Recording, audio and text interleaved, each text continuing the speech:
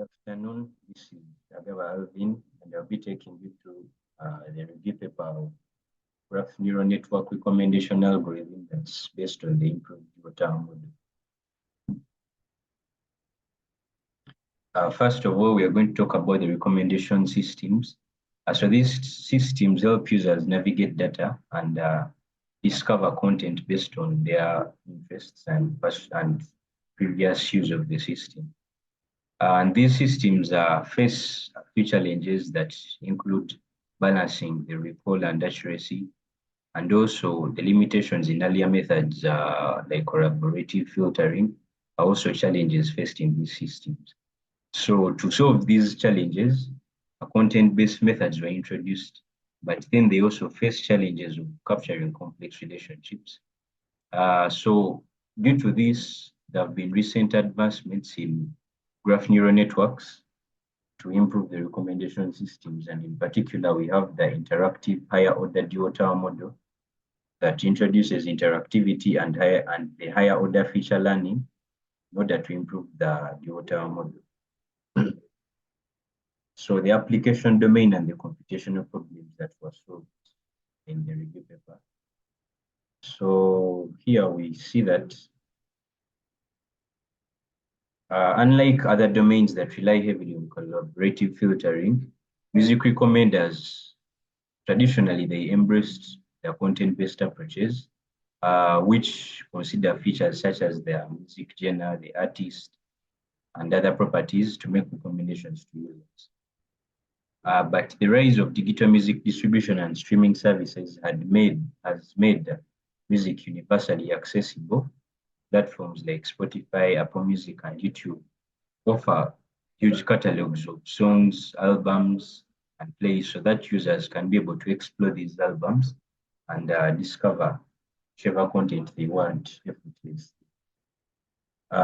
So collaborative filtering, we all know, dominated the early systems, but faced challenges like cold start and the inability to model auxiliary information. In other words, it couldn't handle huge information. So these are the problems that were being solved in the review paper. And graph neural networks have revolutionized recommendation systems by modeling high order interactions. And the IHDT model was proposed to address these challenges, balancing recall and also the accuracy. So the machine learning models that were used, as we have talked about, ITHD model, the recommendation algorithm enhancing current models. It introduces interactivity and the higher order feature learning, which aims at balancing the recall breadth and the accuracy. So it comprises of dual tower neural networks that are interconnected through an interactive learning mechanism, and they use a heterogeneous graph containing the user, item, and attribute nodes for the feature presentations. It uses the graph convolutional networks for the higher order feature learning. Then it also predicts the final user and item that is embedding presentations using the inner product between the augmented embeddings, and offers interactive modeling of user products and graph-based higher order feature learning. So this is basically how the ITHD model looks like.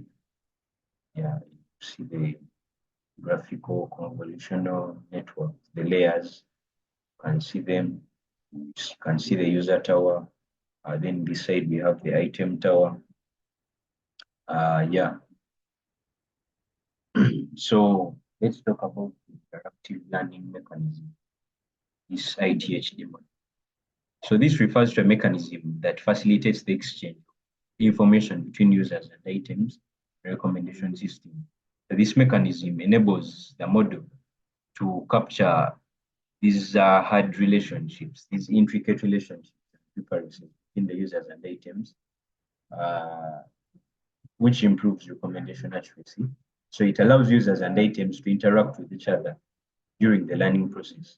And it works the following ways. We have feature interaction, where the model considers both the user-specific features and item-specific features, then allows these features to interact with each other, capturing the relationships between the users and the items. Then we have the information exchange. Here, there is information exchange between the users and items, which enables the model, of course, to adapt and refine its recommendations based on user feedback and item characteristics. Then we have the dynamic adaptation. So interactive learning enables this adaptation in order to make sure that changes in user behaviors and item properties are captured in real time continuously. So as users interact with these systems and new items introduced, the model continuously updates its representations and recommendations, which improves the performance of the recommendation system. And then we have the enhanced representations. Here, interactive learning enables the model to generate enhanced representations of users and items. It enables the representation of these intricate relationships, the ones that were not being captured by the GeoTower model. Yeah, so these representations not only capture the individual characteristics of users and items, but also their interactions and dependencies, which makes recommendations more effective. Then we also talked about the higher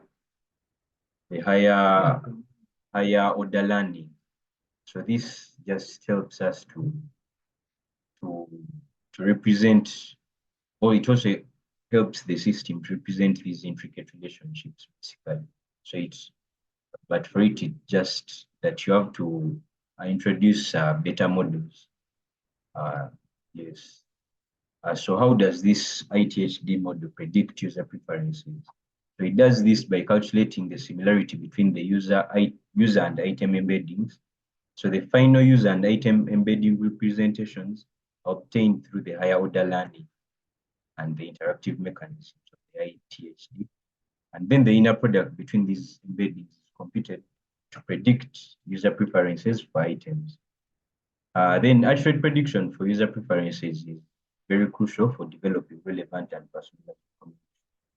And the IHDT's prediction mechanism ensures that recommended items align closely with the interests of users and their preferences.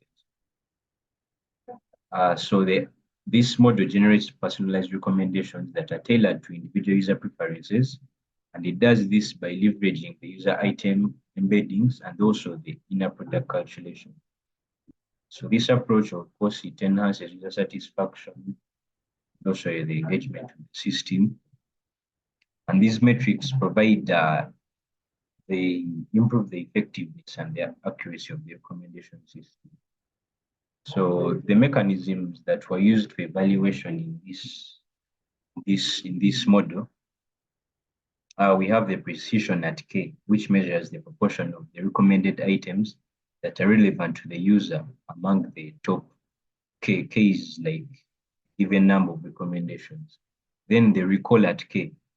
This evaluates the proportion of relevant items that are successfully recommended among all relevant items. Then we have the normalized discounted cumulative gain at K, which assesses the accuracy of the ranking results by considering the position of the relevant items in the recommendation list. Then lastly, we have the hit rate at K, which measures the proportion of users for whom at least one relevant item is recommended in the top 3 recommendations.